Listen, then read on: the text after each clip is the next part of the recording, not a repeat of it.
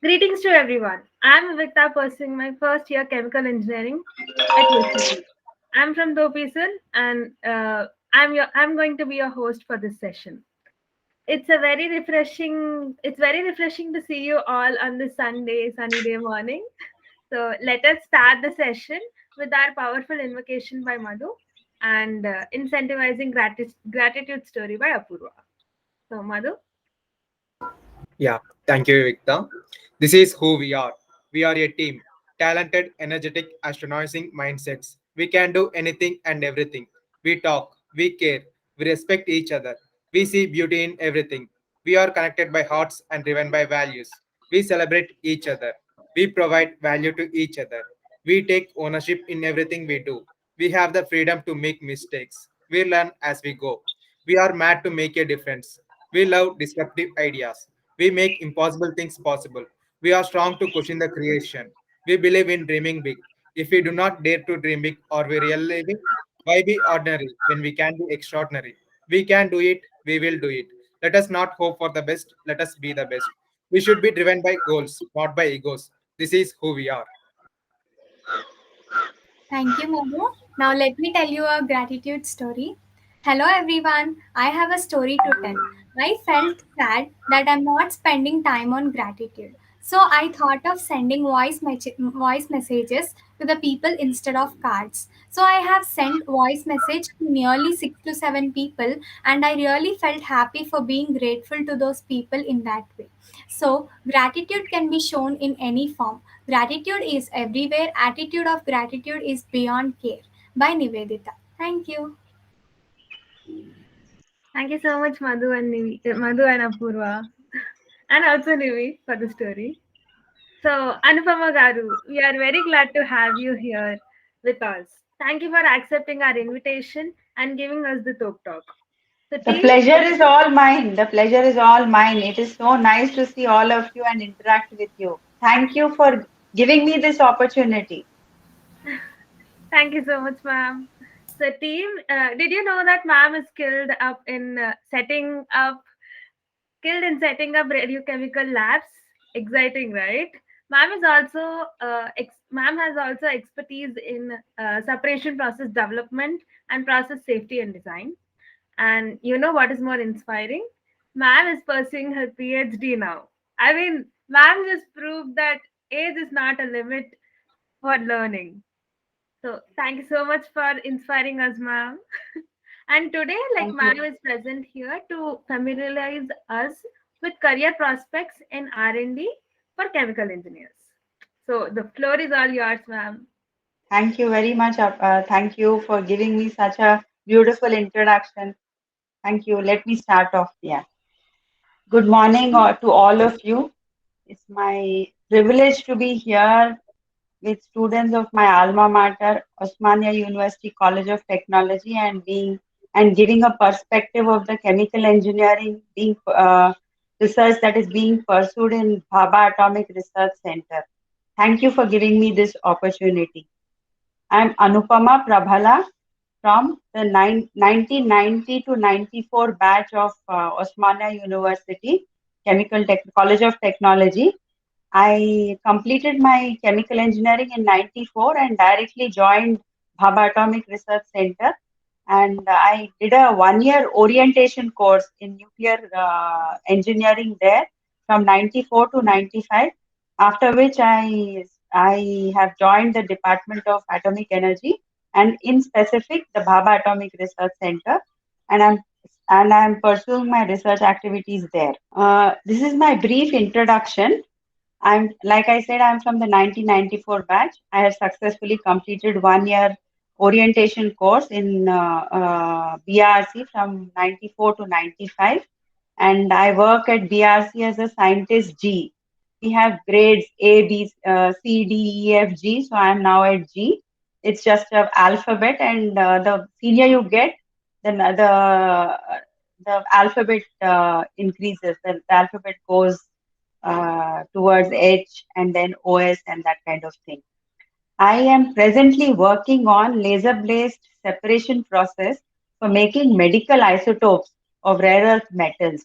I'll dwell a little deeper into this. Actually, what is that work? Yeah. And give us. So my current field of work is I am working on along with a big team, of course. We are working on a laser-based separation process for making medical isotopes of rare earth metals. Basically, these medical isotopes like lutetium 177, they are used for radiotherapy of cancer patients, and some other as low energy gamma sources for treatment of targeted treatment of cancers. So that is the area of work which I am currently pursuing. We are it's an interesting field. I'll talk about it a little more as I go ahead in my presentation. And my expertise is in the area of separation process development. I have worked on separation process development in lab scale, and I have taken it to a pilot plant scale and also implemented it in plant scale. So I have worked on different scales, developed the process within in a chemistry lab, then demonstrated it in the pilot plant, and also produced the required material in plant scale. This is my expertise. Then I am also an expert in process safety and design. So in a radiochemical plant, safety is a very important aspect because it involves, in addition to industrial safety, which is there in every plant, it also involves radiation. So we are doubly and triply, we want to be doubly and triply sure and safe when we operate or we design we design commission these plants. So I have experience in process safety and design, and I have set up radiochemical laboratories. I was involved in the commissioning and safe operation of such laboratories. Then now I'll give you a brief introduction of what are the career prospects in BRC. This is of course available in BRC website, but I just wanted to bring it up to you because you people are now thinking of a career. I mean, you're going to launch your career soon after your BTech at OUCT. So I thought I will just mention here what is the career prospect in BRC, Bhabha Atomic Research Center. Actually, DAE, Department of Atomic Energy, has many different institutions, and Bhabha Atomic Research Center, which is located in Mumbai, is one of the premier R&D institutes under the umbrella of Department of Atomic Energy. And Department of Atomic Energy comes under the PMO's office. This department offers a rewarding career in nuclear science, engineering, and technology for chemical engineers. I don't. Madam mentioned that there are some students of food technology and other streams, but I think right now BRC there are people who join BRC with an MSc in biology and those streams who work in the allied fields, but in engineering, I think related to the fields OUCT offers the specializations. This option, the rewarding career in nuclear science, engineering, and technology, is applicable to chemical engineers. And the starting salary offered here is around 55,000 per month. When I started off, I am an oldie. We used to get a stipend of around only 2,800, and I think now that stipend is per month, and now that stipend is something like 40,000 per month. And there are a lot of other benefits attached to the stipend. It is just not the stipend. So I think it is a good option. And then how do you go get into this BRC or DAE? DAE and in particular BRC. Then there is a process of you have to write a written test or you have to get above 60 percentile in the GATE score held all over India in the chemical engineering stream. I'm talking specifically about chemical engineering here. There are other engineers who are taken, but let us concentrate on chemical engineers. After you cleared, and the written exam is only a kind of selection. It is just to screen in the candidates. Once the candidates are screened in, there is a oral interview, where your basic skills and your knowledge in chemical engineering are probed by a committee of senior engineers from BRC. So once you clear that interview, there is a medical test, and if you get selected, there is an orientation course for the people who are selected for a period of 1 year with a in-house residency. You have to stay in a hostel which is located in Anushakti Nagar, a beautiful campus, and uh, uh, people who are working, senior professors who are working in BRC, take the lectures and provide you the guidance. And it is a proper course where you have exams, where there is a curriculum that is set, and you get a 1 year certificate in this OCES. It is called Orientation Course in for Engineering Stream, OCES. Now there is another stream which is called, if you outperform the others who have got selected in the OCES scheme, then you also have an opportunity to do something called a DGFS. You can be taken through the DGFS scheme, where it is a DAE graduate fellowship scheme. You can do an MTech in one of the institutes like IIT Kanpur, IIT Kharagpur, IIT Bombay, or any place where you get selected, and the money that is involved, the financial, the fellowship for that particular MTech is sponsored by DARC, of course, with a bond later for 3 year period. So these are the two opportunities that are available to young students, young and energetic hope students like you, to enter into BRC. Now I'll slowly come over to why you should join BRC in the later slides, but I'm just first giving you the idea of how you can get there. Then once you complete this training scheme successfully, say the OCES scheme, you get the post of a scientific officer C. This is a gazetted post, and you can be posted in any one of the DA units. It's just not BRC. Depending on your performance in the during the training, you are relatively ranked, and depending on that, you are posted into different units of DAE wherever chemical engineers can be located. And you are a Group A gazetted officer after that. And now there is a new another opportunity. Suppose you didn't get into the DGFS scheme, you can still pursue your MTech in our own university, which is called the Homi Bhabha National Institute. I am currently doing my PhD program from this institute. So this is what it is. This is how you get into BRC. And as soon as you join, when we were doing our orientation course, that 1 year course, we didn't have this opportunity. HBNI didn't exist. Now they have, everything is streamlined. So you get an MTech degree after you complete your, within 1 year of completion of your orientation course. So you not only do get a job, which is a government job in a premier R&D institute, you also get an MTech degree in the first 2-3 years of your career. So this is the additional benefit. Now, what are the areas of work in chemical engineering at BRC broadly? So I am working in one particular field, but there are so many chemical engineers in BRC that R&D is just not limited to the few slides which I am showing. There are experts in the field of CFD modeling. Then cryotechnology area is one area where we have expertise. Then desalination and water purification technology. This is a societal application. Like our Prime Minister has been harping on this societal application that R&D units should give back to the society. So this desalination means seawater or water that is not potable, meant for drinking purpose, make it potable or suitable for drinking. And water purification, removal of impurities from the water, like some groundwater impurities like arsenic and other things which are not supposed to be consumed by humans.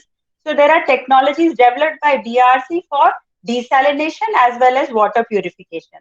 Then heavy water technology, we have matured the technology and we are the largest producer of heavy water. And this is used in research and power nuclear reactors. So this is our own in-house developed heavy water technology, which has an application in nuclear reactors. It is used as a coolant in nuclear reactors. Then we also have experts working on hydrogen energy and hydrogen storage, fuel cell development, and other allied technologies. and I work on this isotope separation technology. Basically, what I mentioned, the laser isotope process, which I was talking about, that is one technology where we have expertise. Then membrane technologies. The membranes are used in desalination as well as in hydrogen fuel cells, and they have many more applications. So membrane technologies is also one area of work where BRC has expertise. Then of course we do, or we develop processes starting from ore processing, refining of nuclear materials, and also nuclear fuel fabrication. These are the areas where chemical engineers do contribute. Then process modeling and simulation. There are number of people who are working on process modeling and simulation in this area.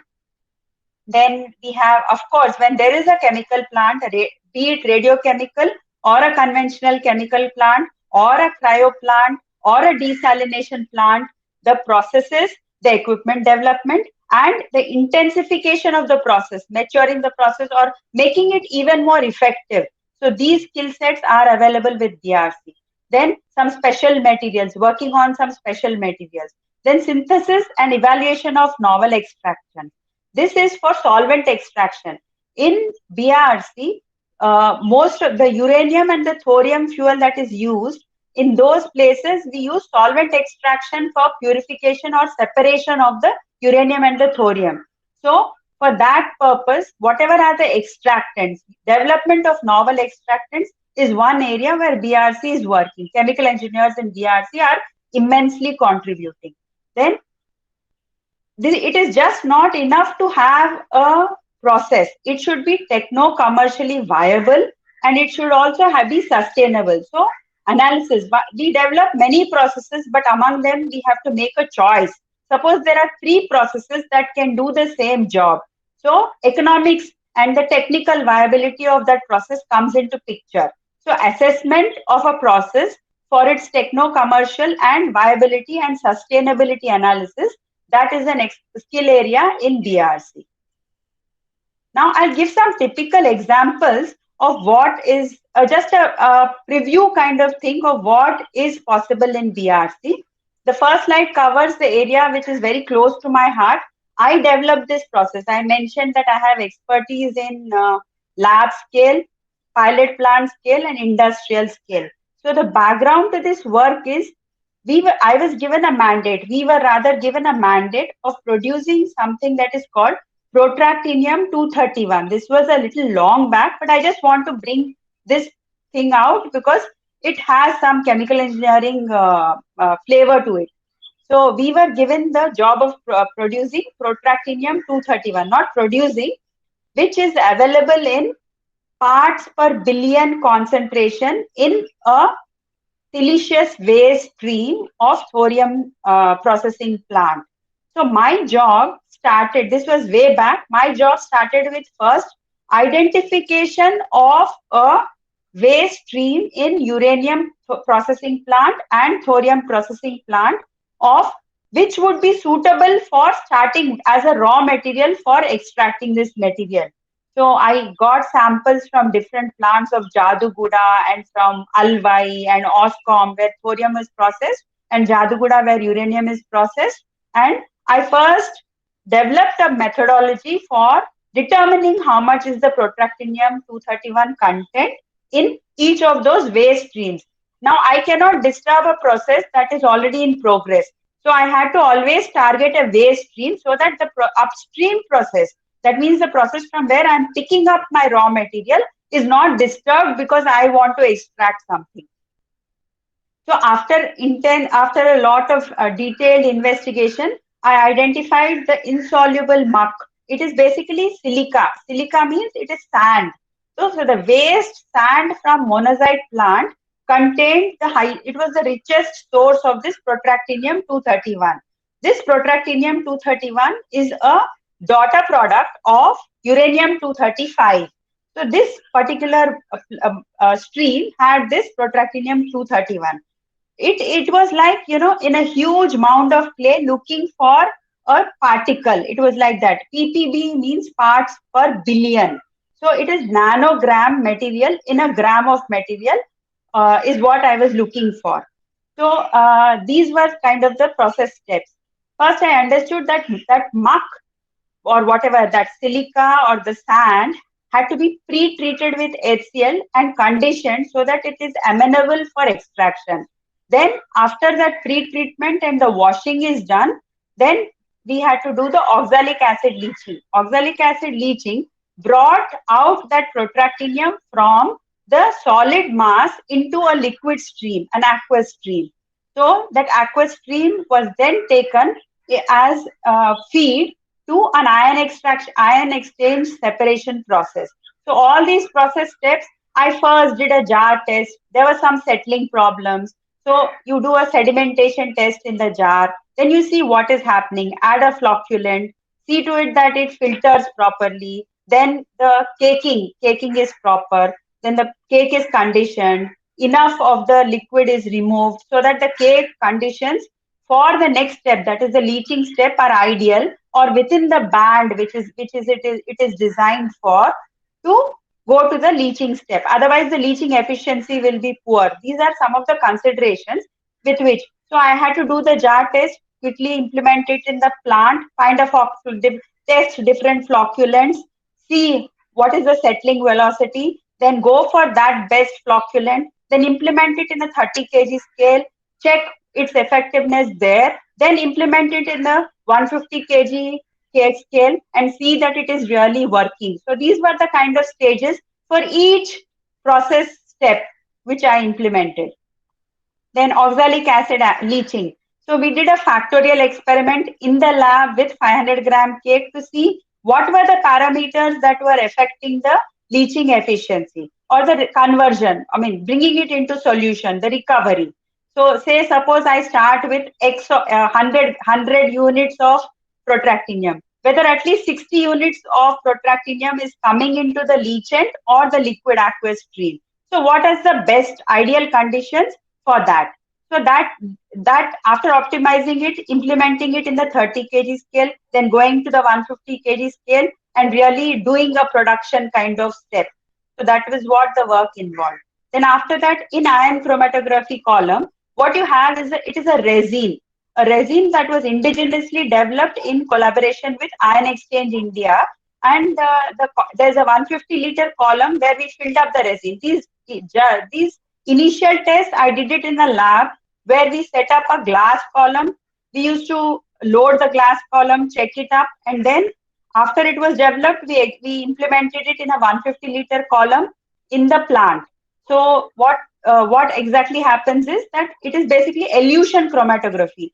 The protractinium, along with protractinium, is only few nanograms, but there is lot of uranium, there is more of thorium. The bulk of the thing is uranium, thorium, niobium, iron, nickel, rare earths.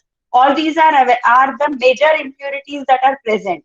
My product is only nanogram, and it is not an easy task to handle something that is in nanogram. It used to stick to the walls of the vessel. So to keep track of that protractinium, that where it is lost, whether it is coming out of the product stream where it is desired to be.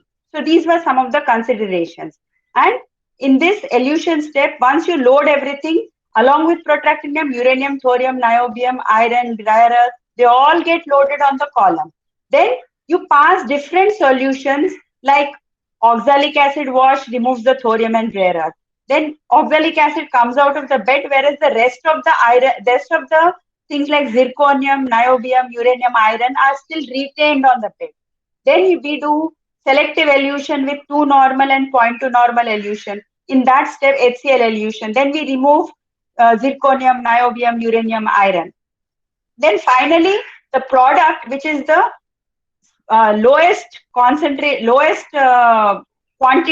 that is eluted with HCl-HF mixture. So all these were optimized and translated to a plant scale. Then again, you regenerate the column by passing oxalic acid through it. And the beauty of it is all this oxalic acid we were using for leaching, we used to recycle it back. Whatever was there, we used to pass it through this column and recycle it back into the makeup oxalic acid. We used to bring it back to the leaching step. So the use of the chemicals in the plant was optimized. And Then this cake, though, because it contained traces of uranium, was a radioactive waste. So packing it and then sending it for disposal to the proper place, and then the liquid effluent, neutralizing it and sending it for disposal. These are some of the considerations in a standard radiochemical plant. So this is one work where some chemical engineering aspects were covered, and I just wanted to give you a preview of, how you translate a process from a lab to a pilot scale to an industrial scale, and how do you keep, and there was something like quality control, like we used to do a titration here and see what is the normality of HCl, and we used to maintain a strict control. And I taught this process to a few operators. I trained them in operating the plant, and they could execute the thing. They would do the titration in the plant. We couldn't set up a big laboratory or something. So that way, there were a lot of challenges, and we could meet them. And finally, we did recover 40 milligram of this product from 22 tons of that clay or silica or whatever siliceous cake. So we had to process 22,000 kg, and with the recovery and the loss at different steps, we recovered something like 40 milligram of this product. So this is one interesting work where, my chemical engineering, I could apply my chemical engineering from the lab scale to the plant scale. Then now some of the other applications which BRC is working on, these are not areas where I am working on, but other people in BRC, the chemical engineers are working on, there's 1,000, like this brackish water reverse osmosis plant. So the membrane for this is developed at BRC, and like these skid mounted plants are being set up everywhere in Maharashtra and other places for providing drinking water with free of salinity and nitrate to the people who are living in the villages and remote areas where water is not available. Potable water is not available.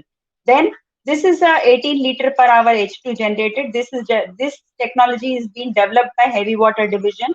Then this is one place where seawater, in the case of seawater, there's a brine concentrated. This is a brine concentrated unit for zero liquid discharge desalination system. Every nuclear plant uses seawater, some amount of seawater. So whatever seawater that is coming in, to treat that seawater, a part of it is taken into a desalination plant. Desalination means removal of salt, and that salt is called brine. So that brine is concentrated before disposal, and so that you can achieve a zero liquid discharge. Like now it is this thing that whatever is a chemical plant you set up, you should recycle and recirculate all the things you use up within the plant, and the effluent which you generate should be minimum, and whatever you're throwing out into the sea or into the ecosystem should be minimized. So in that spirit, this brine concentrated unit for zero liquid discharge desalination system has been developed. So this is by Heavy Water Division. This is your work being pursued by Desalination Division. This one and this one is being pursued by Desalination Division. Then there is one interesting application where wealth from waste. This is being developed and it is already being supplied by Waste Management Division, Radioactive Waste Management Division. So everybody must have heard of cobalt-60 as a source, as a gamma source. It has a half-life of 5.27 years. This is used for radiometry or as a gamma source in other applications. It is used as a radiometric source. Whereas now we generate cesium-137 in in the nuclear waste. Whatever is the nuclear waste that comes out, heavy high-level liquid waste that comes out from the reactor has cesium-137. So this cesium-137, instead of throwing it and away into and storing it for long-term storage, what is being now done is this cesium-137 is being separated from high-level liquid waste, and the process from a nuclear in hot cells. So this picture, I don't know whether it is clear. These two arms are manipulator arms. So the whole process is inside a hot cell. Hot because it is called hot because it is radioactive. So with these two arms, similar parallel arms are there on the other side. So the operator, whatever operation he does on the other side is reflected here. So these two arms, with these two arms, you do all the operation like opening a valve or closing a valve, or suppose you have to screw out something. Once the pencil is made, you have to remove it and put it in another process vessel.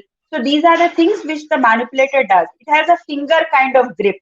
So people are trained to handle these kind of manipulators, because these processes or this waste is very highly active. So it has high dose. So human intervention or human contact, time, distance, and shielding are the three things which we follow in BRC or in any place where radioactive material is handled. Time means reduce the time of contact with a radioactive source. Distance means maintain distance.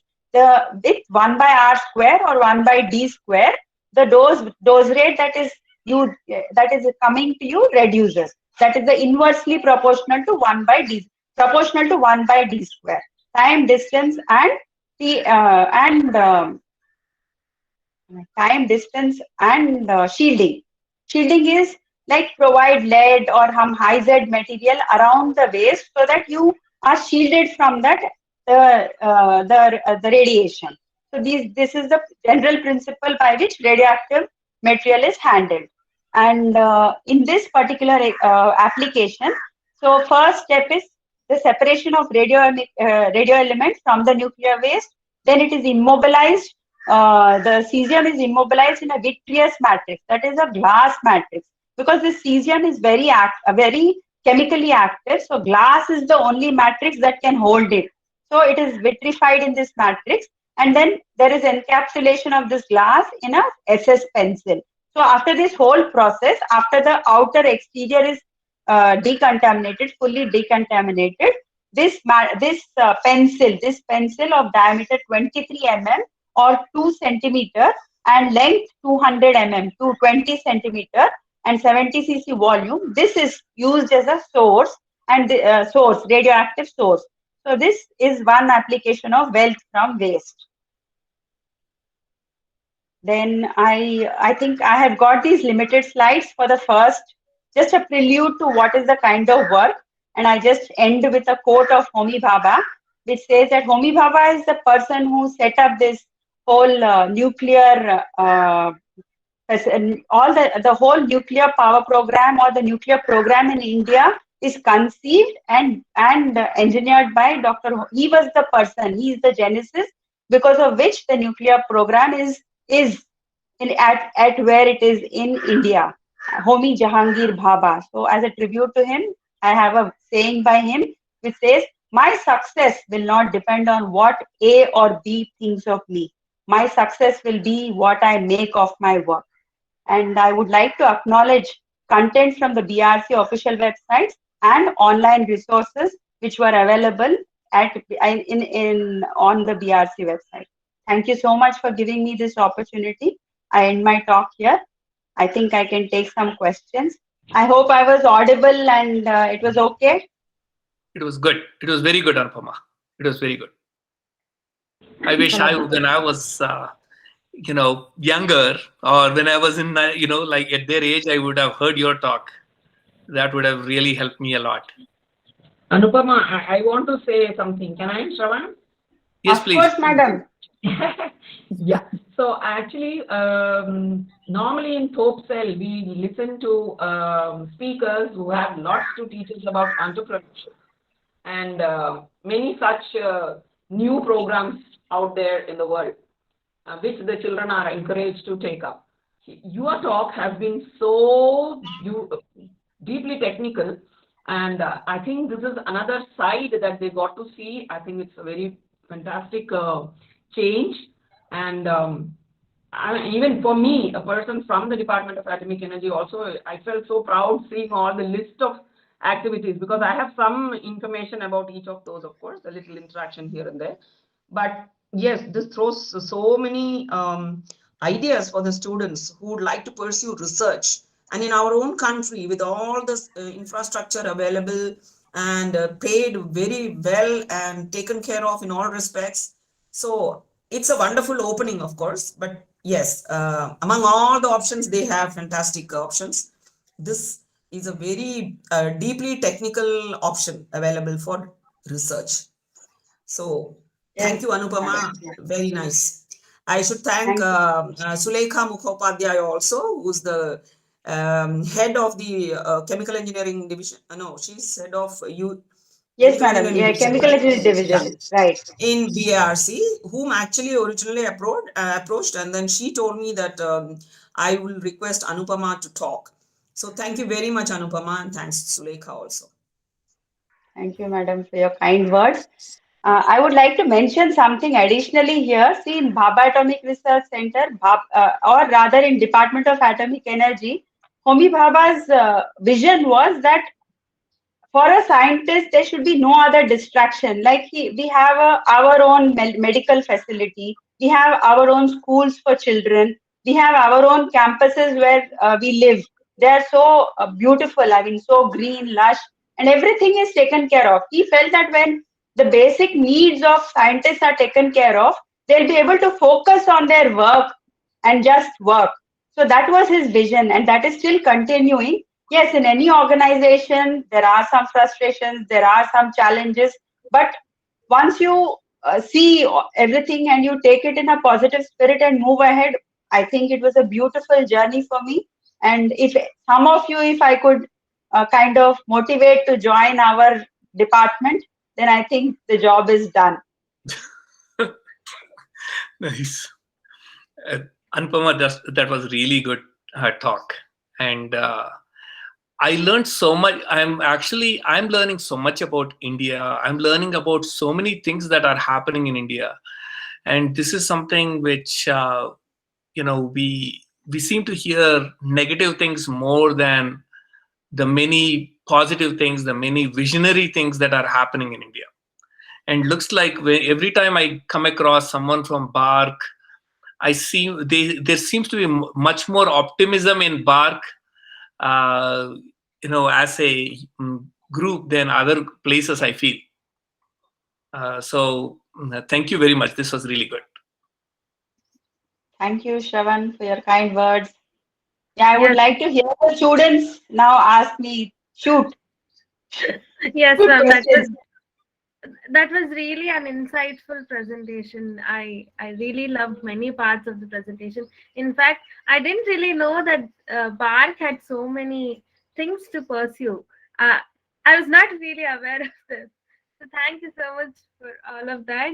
And like team, do you have any questions, comments? We have 10 minutes. Yes, Karunandan, please go ahead.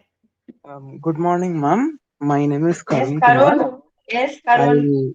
I currently entered third year of chemical engineering. So ఇప్పుడు GATE చేసి BARC లోకి enter అయిన తర్వాత మీరు చదువుకోవచ్చు అన్నారు కదా, is that option if we don't qualify something as you said some DAE option or it is up to us?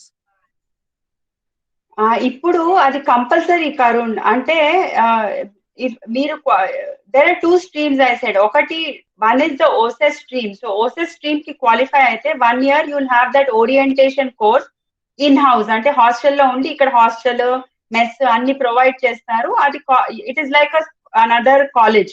So 1 year nuclear engineering subjects లో you will be taught all the nuclear engineering basics. ఆ తర్వాత when you get your posting ఒక 6 months project ఉంటుంది. ఆ project చేసిన తర్వాత there will be project report which you will submit and you will automatically get your MTech. So that is compulsory through the Homi Bhabha national institute. So ఇదేంటంటే R&D career enter అయినప్పుడు ఒక ఉద్యోగము, దాంతో పాటు ఒక MTech degree in the 2-3 years of joining definite గా ఉంటాయి. That is become compulsory now. So through both the ways, we are going to get a MTech finally. Yes. ఒక దానిలో you If will we get it choose to to into get in IIT. DAE, then yes, if it is through DAE, then we get certificate from IITs. Else, as you said, it is from DGFS. The other stream అది DGFS. అంటే what ever tie-ups ఉన్నాయో and other stream is అది చాలా limited. The DGFS అది కొంచెం phase out చేస్తున్నారు ఇప్పుడు. This OCES Homi Bhabha MTech is like compulsory. ఒకసారి once you get into the OSES stream and you get selected for that orientation course, then your MTech is guaranteed. Department will make you see you through it. Okay. So if we don't get below 200 or 100 in GATE also, we need to have minimum 60 percentile such that we can give the written exam and then qualify the interview and all. Right? నాకు తెలిసి as I understand, you either need to write the written exam which BRC conducts, or you have a GATE score. One of the two, not two, both. Not both. Okay. No, actually you mentioned no minimum 60 percentile is required in GATE. So I thought then at least it అప్పుడు should be- అప్పుడు 60 percentile GATE లో ఉంటే BARC conduct చేసే written exam రాయక్కర్లేదు. Suppose ఏ కారణం వలన GATE score రాకపోతే ఆర్ గేట్ ఎగ్జామ్ రాయలేకపోతే BARC or department of atomic energy conducts the exams. ఇప్పుడు అయిపోయింది. Just now it is getting completed. The applications are taken and soon the process will start of conducting the exam all over India. So that adana right. So there are two ways. Everything there are two ways. One is written exam or gate. Suppose gate lo baga cheyakapothe written exam option inka undi. Yes, ma'am. Got you, ma'am. Understood. And inkokati, you need to have good GPA or see at least a first class in your BTech. Okay. Because this is a R&D institute and there are no reservations. It is very important. They lay emphasis on your grades and your marks. But the final decider, suppose you have got only 62%, it doesn't matter. The final decider is not your marks or how you did in the written test. The final decider is that oral exam interview which they conduct after you clear your written test. Adi that will decide. అక్కడ చాలా patient గా for an hour they will question you about your chemical engineering fundamentals అంటే fluid mechanics basic subjects. Little color. It's a grilling. We don't call it interview. We call it grilling. I didn't want to scare them. Roast you and then take you out. So Anupama, will you be able to prepare these children, whoever is interested? Will you be able to guide them through that grilling? I know Meena ji, I'm sure can do that. Yeah, too. we can all help. So yeah, that Sure. that will be really good. Yeah, that's why that mock interviews and all that. No, Geeta probably. I don't know if you attended. We conducted one round. So now Anupama can also be one of the interviewers. No, and she can get some more people from BRC. We can get I'll try to get some more people on board. I'll try to get some people on board now that I have. First, I wanted to get an idea of what is happening so that I can describe to the person whom I am asking to come into the fold better way. So ఇప్పుడు నాకు తెలిసింది కాబట్టి I'll request some of the juniors who've just joined to get inducted into this. And the best part is, what I wanted to mention is, best part is we are having this talk and that introduction and all right away. So there are a lot of first year, second year and third year students also listening in. And it gives them a lot of time to prepare if they have a research bent of mind or even production in some cases. In our department, they want to be in India, then those students can actually start preparing right away. That's the beauty of this introduction today. Thank you so much, ma'am, for the flawless presentation. My pleasure, Karun. Yeah, I would go for your campus. To be on campus. So Anupama, actually, is it possible, have they opened up the possibility of internship and all that? I think internship is only ante ippudu they have cut it down, but third year second semester nunchi students can apply. Only earlier they were taking some students from first year second year also, but all that has been shut down. Only third year second semester tarvata internships, first semester tarvata internships are allowed. No, I was talking about the pandemic. After the pandemic, have they opened up? So after the pandemic, I think they are opening up. I'll find out. Yeah, that's what. And then visit, of course, should be possible, no? Visit ఇప్పుడు చాలా restrict చేస్తున్నారు because of the pandemic. అంటే they have stopped senior people who were RRFs and Rajaramana fellows, other people, all except PhD students, rest of the trainees, వాళ్ళందరినీ ఆపేశారు. Only essential staff and PhD students who are already enrolled. So I'll just get back to you, madam, on this. Yeah, okay, students. Sorry, I was butting in just to get your questions answered. Thank you so much. You asked my question. That's fine. I think earlier visits were happening, madam. There used to be local colleges visits were happening till the pre-pandemic time. Ippudu I don't see any of that happening, but I will still find out about this and get back to you. Sure, ma'am. Thank you so much. Ma'am, I had a doubt. Like after doing MTech, shall we go? Can we go for PhD? Not immediately. And the Moodle department ki work cheyali, then you are eligible for PhD. MTech aina 3 years tarvata you become eligible for a PhD. Okay. See, department also expects something from you, kada. There is training provided to you, so you are supposed to deliver, and you need to gain some experience within the department. After that, you can take a PhD. 3 years is the minimum period between MTech and applying for a PhD. And problem kuda vetakali kada PhD ki. MTech is your own work 6 months, but PhD is a 5 to 6 year commitment. So daniki oka manchi problem kuda dorakali kada. So unless you start working, you'll not realize what interests you, what is the problem you want to work on. Yes, ma'am. Okay. Chandanana, you can go ahead. Yeah. నేను తెలుగులో కూడా మాట్లాడతాను. ఎవరైనా తెలుగులో అడగదలుచుకుంటే hesitate చేయొద్దు, please తెలుగులో అడగండి. Thank you, ma'am, for the opportunity. Yeah, thank you so much, ma'am, for your talk and making us aware regarding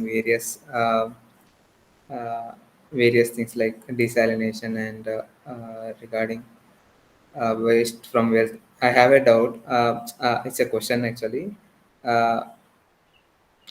What is the role or a scope of AI/ML in research in BARC research projects? AI/ML, can you give me the full? Artificial intelligence and machine learning. Artificial intelligence and machine learning, yes. Some of the groups are pursuing this artificial learning and machine learning and artificial intelligence. Yes, they are pursuing. But as a chemical engineer, if you want to pursue it, it needs to have an application. It will be in the form of an application. Ante nuvu oka plant lo pan chestunte, ఆ plant కి ఆ plant లో apply చేయడానికి AI and machine learning, you need to pick up that skill. Ala untundi. You'll be collaborating with that group which is working on AI and MI, and you'll be ML and implementing it for the plant. So basically, need core expertise, which will be chemical engineering, you have to bring in. Instead of shifting gears and saying, I want to work on AI, you should say that this is my core expertise. You give a user requirement. Ee plant ni improve cheyadaniki naaku AI will help in this way. So these are my requirement specifications antar dani. So when you give the requirement specifications, you can collaborate with the people who are working in that area for the area where you are responsible. That is how it works in DRs. So it is a collaborative effort. I think that is how it is better also, because core expertise ni modili, you should not say I will work on AI. I hope I am clear. and that is what I understood from your question. Oh, Hey, Vivikta, you're on mute. So, team, does anyone have any questions and comments? Finally. Okay. Thank you, then. ma'am, for this wonderful talk. Thank you, Madhu. So let us conclude the session. It gives me immense pleasure to declare the vote of thanks for the session. And ma'am, your presentation was very clear, flawless, as our team members mentioned. Thank you so much. And thank you so much, my team, for supporting me. Thank you so much, TOP Organizing Cluster and TOP Gratitude team. So, like, we have a card for you, ma'am. Let me present my screen.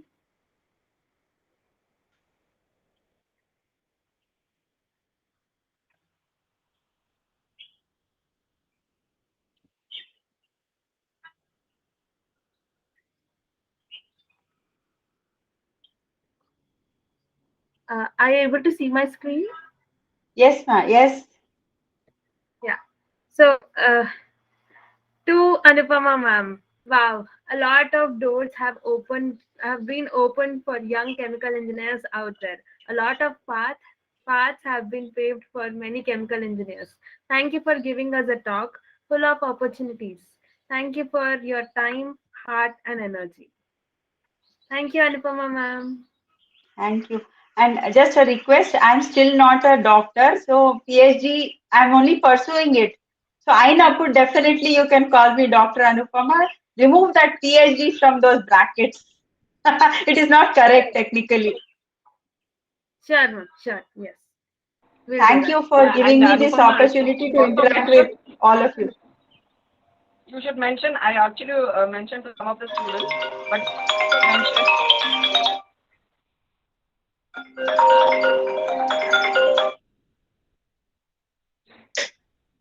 Yes, madam. I will mention that her son is also pursuing PhD in US. Where exactly? In chemical engineering, that too.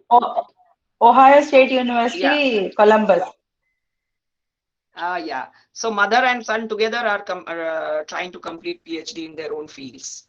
That's a nice first time for me. Lovely, Anupama. And in fact, I was telling Shravan and the rest of the students also, I was asking Anupama whether her son also would like to collaborate and help the students if and when required. To guide them. Sure, madam. I'll just have a word with him. Yes, that's what. So that's a bonus for us. And from my side also, thank you. Thank you madam Meena madam మీరు నాకు ఈ opportunity ఇచ్చినందుకు చాలా ధన్యవాదాలు. Oh, you're welcome. Thank you You're so much, welcome. Anupama. Like, we really appreciate your time and efforts. Thank you. Thank you.